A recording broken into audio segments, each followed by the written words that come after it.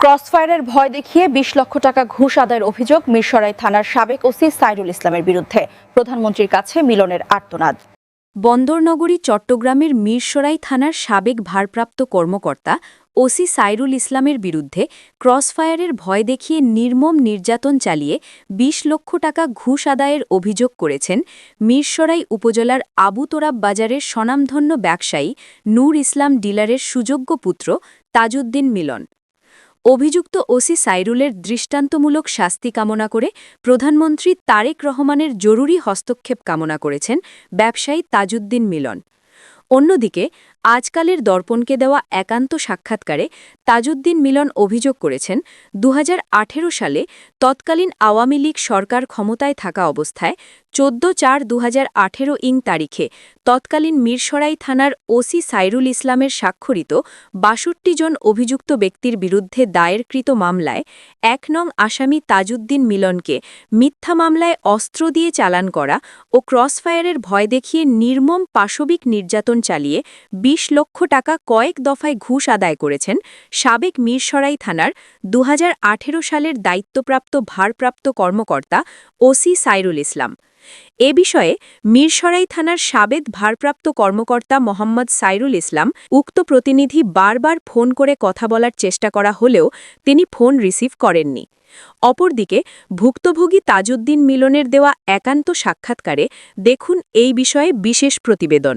সুপ্রিয় দর্শক, দৈনিক আজকালের দর্পণের বিশেষ অনুসন্ধানী প্রতিবেদন জেগে ওঠা বাংলাদেশ অনুষ্ঠানে আজ আমরা এসে উপস্থিত হয়েছি বন্দরনগরী চট্টগ্রামের মিরসরাই উপজেলার আবু তোরাব বাজারে। আজ আমাদের সামনে আপনারা যাকে দেখতে পাচ্ছেন সে অত্র এলাকার সম্মানিত ব্যবসায়ী জনাব নূর ইসলাম ডিলারের সুযোগ্য পুত্র তাজউদ্দিন মিলন। বিগত ১৭টি বছর ধরে যার উপর নির্মম নির্যাতন, পৈশাচিক অত্যাচার, মিথ্যা মামলা, জুলুম, এমনকি ক্রসফায়ারের হুমকি পর্যন্ত দেওয়া হয়েছিল, সেই তাজউদ্দিন মিলনের মুখোমুখি হতে এসেছি আজ তাজউদ্দিন মিলন হয়তো চেয়ারে বসে আছে, তিনি অর্ধ প্রতিবন্ধীর মতো হয়ে গেছে, তার পা থেকে শুরু করে হাত, এক পা সম্পূর্ণ বিকলাঙ্গ হয়ে গেছে।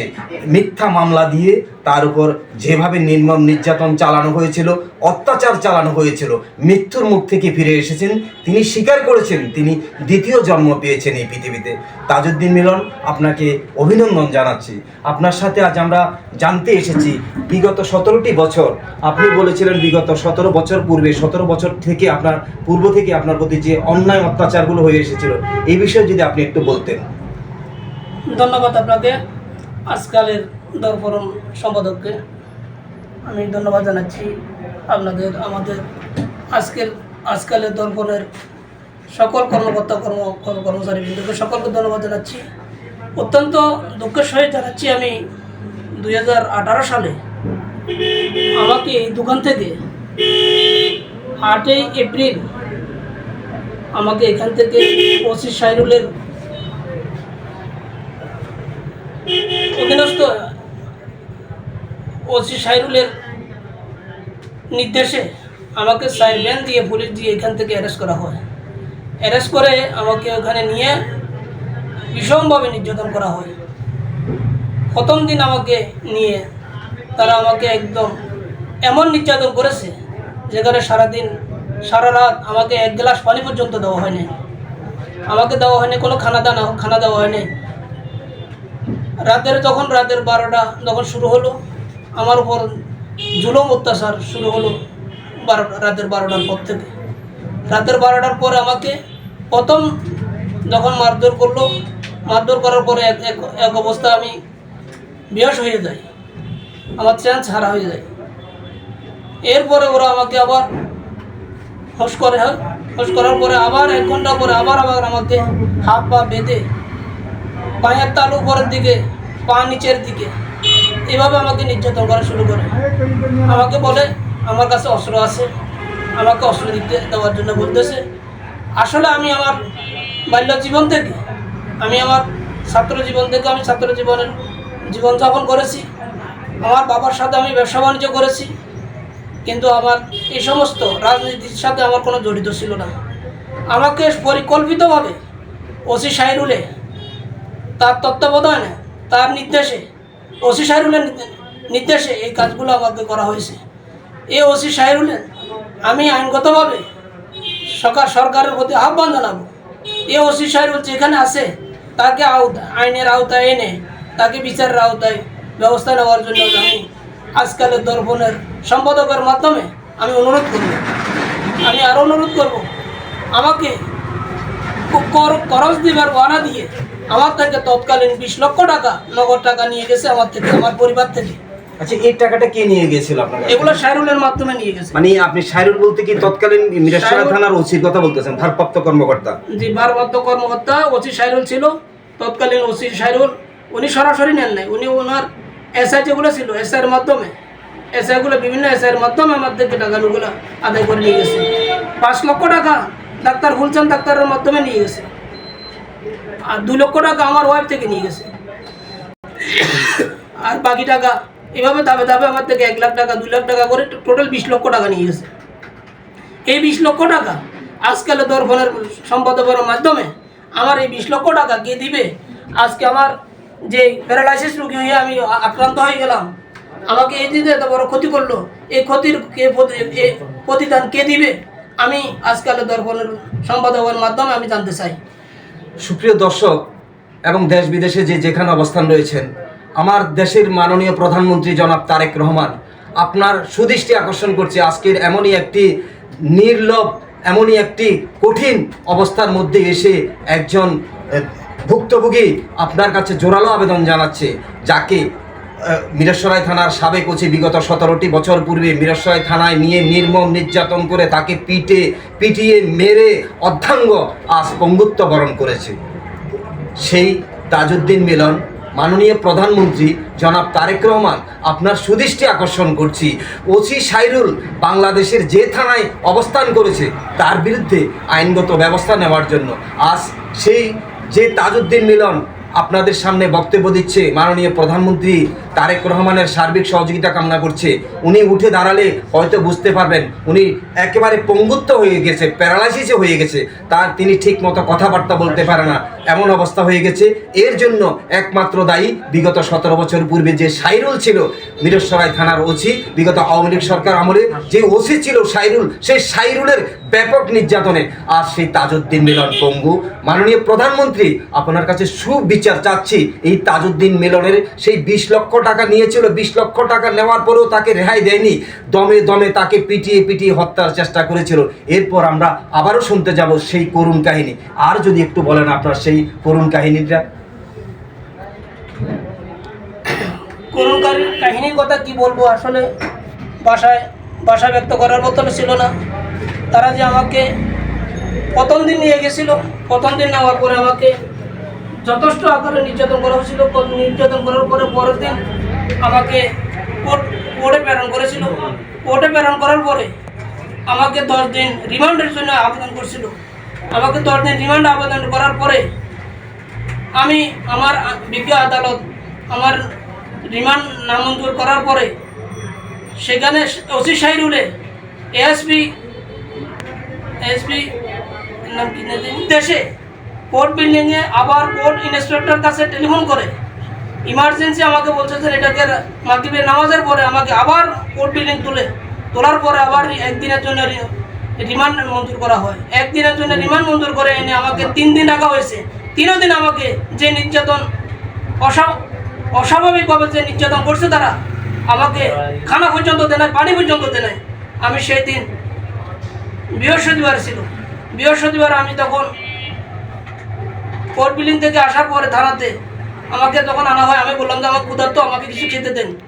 আমার কোনো পরিবারকে ঢুকতে দেয় নাই, আমার আমার পরিচিত কাউকে ঢুকতে দেয় নাই, তারাও আমাকে কিছু খানা খেতে দেয় নাই। তারপরে রাতে তারা শুরু করলো আমাদের বেদনা, পিঠাধুনা আবার পিঠাধুনা আবার শুরু করছে, আমাকে মারধর করা শুরু করছে। এবার বলতেছে আমাকে বলতেছেন ওসি সাইরুল এসপিকে ডাকি আনলো। ডাকা আনার পরে এসপি বলতেছে যে তাকে সাকার মতো বেঁধে আমাকে মেরে ফেলার জন্য, মানে বলতে পারবে যে মানে ও অ্যাক্সিডেন্ট করে মারা গেছে। এই কারণে এইভাবে কত চাকার সাথে বেঁধে আমাকে এই হত্যা করার জন্য চেষ্টা করছিল তারা, মানে গাড়ির চাকার সাথে বেঁধে। তারপরে র্যাব 7 কে ডাকবো, র্যাব 7 আসতেছে, তোকে ডিলার টিলারের দিকে নিয়ে তোকে খরচ দিবে, এগুলো বলে বলে আমার থেকে বিভিন্নভাবে বিভিন্ন সময় আমার থেকে 1 লাখ 2 লাখ করে মোট 20 লক্ষ টাকা আমার থেকে নিয়ে গেছে। এই টাকার আমি কোনো এখনো পর্যন্ত হিসাব মানে পাইনি। আপনাকে টাকাটা দিলে আপনাকে ওরা বলছে মানে আপনাকে নির্যাতন করবে না, নির্যাতন করবে না বলছি না। হ্যাঁ, আপনাকে- কিন্তু আমাকে নির্যাতন করা হচ্ছে, এমন নির্যাতন করা হচ্ছে যেটা আমার মাথা ছিল নিচে, পা ছিল উপরে, আমার যেখানে আমি হাত পা এমন ভাবে বেঁচে আপনার অপরাধটা কি ছিল তখন? আমার অপরাধ ছিল আমি ক্ষুদ্র ব্যবসা করি আবুতরফ বাজারে। দীর্ঘদিন আমি আমার বাবার সাথে ব্যবসা করে আসছি। আমি 1989 সাল থেকে আমার বাবার সাথে আমি ব্যবসা করে আসতেছি। আমার এই ব্যবসাটা কারোর জন্য হয়তো কাল হয়ে দাঁড়াচ্ছিল, এই কারণে আমার ব্যবসাটা ড্যামেজ করার জন্য ওসি সাহেবের সাথে কন্ট্যাক্ট করে এই কাজগুলো করা হয়েছে। আপনি কি ওসি সাহেবের বিরুদ্ধে ব্যবস্থা নেওয়ার জন্য আমাদের মাননীয় প্রধানমন্ত্রী তারেক রহমানকে কিছু বলতে চান?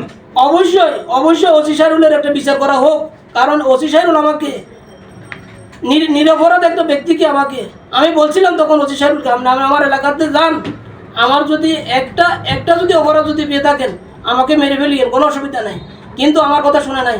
সেদিন একটা এসআই আমার পক্ষ হয়ে একটা কথা বলছিল, ও তখন এসআই আলমগীর বলছিল তো স্যার এত আসামি আনছি, এই পর্যন্ত এত আসামি ধরছি, কিন্তু এই ছেলেটার আনার পরে এই ছেলেটার বিরুদ্ধে একটা ব্যক্তি কথা বলে না যে ছেলেটা খারাপ ছিল, এলাকাতে খারাপ কোনো রিপোর্ট আছে, এই ধরনের কোনো রিপোর্ট পাইনি।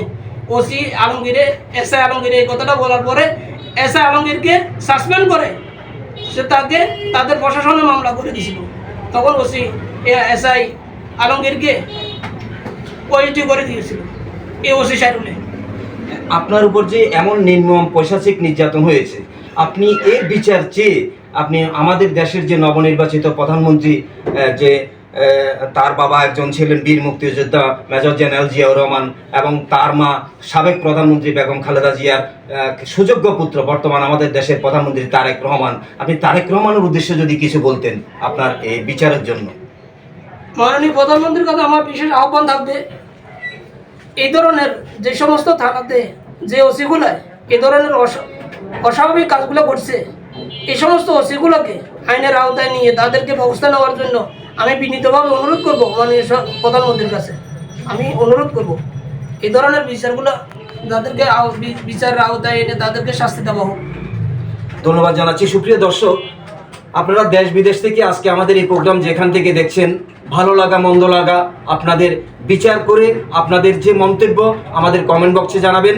আর আমরাও চাই এমনই একজন নির্যাতিত অসহায় একজন নির্যাতিত ব্যবসায়ী, আজকে কোনো রাজনীতির সাথে জড়িত ছিল না, একজন অসহায় নির্মম নির্যাতন করে একজন ব্যবসায়ীকে এভাবে হত্যার উদ্দেশ্যে চট্টগ্রামের মিরসরাই উপজেলার মিরসরাই থানার তখন তৎকালীন ভারপ্রাপ্ত কর্মকর্তা ওসি, যাকে ওসি বলা হয়, যাকে ভারপ্রাপ্ত কর্মকর্তা বলা হয়, সেই সাইরুল আজ বাংলাদেশের কোথায় আছে? মাননীয় প্রধানমন্ত্রী তারেক রহমান, মাননীয় স্বরাষ্ট্রমন্ত্রী, মাননীয় ডিআইজি, মাননীয় চট্টগ্রাম জেলা প্রশাসক, মাননীয় সিএমপি পুলিশ কমিশনার, আপনাদের সদয় দৃষ্টি আকর্ষণ করছি, অবলা একজন ব্যবসায়ী তাজউদ্দিন মিলনকে যেভাবে হত্যার উদ্দেশ্যে চেষ্টা চালানো হয়েছিল, নির্মম নির্যাতন, আর পরবর্তী সময়ে এই ধরনের কোনো তাজউদ্দিনের উপর যেন নির্যাতন নেমে না আসে।